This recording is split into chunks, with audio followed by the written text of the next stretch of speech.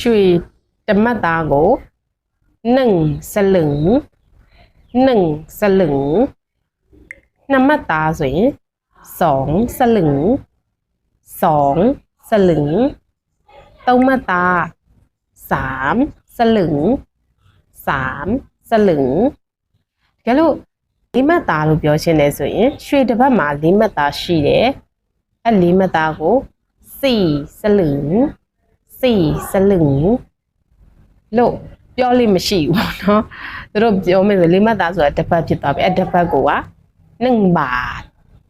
1บาทဒီလိုပြောလို့ရတယ်တကယ်လို့3ပတ်ဆိုရင်က3บาท3บาท10သား10บาท10บาทအလေးချိန်ဆိုရင်น้ำหนักအဲ့တော့အလေးချိန်တစ်ပတ်ဆိုရင်ပြောချင်တယ်ဆိုရင်ကน้ำหนัก1บาทน้ำหนัก1บาทဆိုပြီးဒီလိုပြောလို့ရတယ်เนาะအခြားသောသိချင်တဲ့မိခွန်းလေးများရှိရင်နော်လေးရဲ့ comment မှာမှတ်လာပေးပါရှင်မင်္ဂလာပါ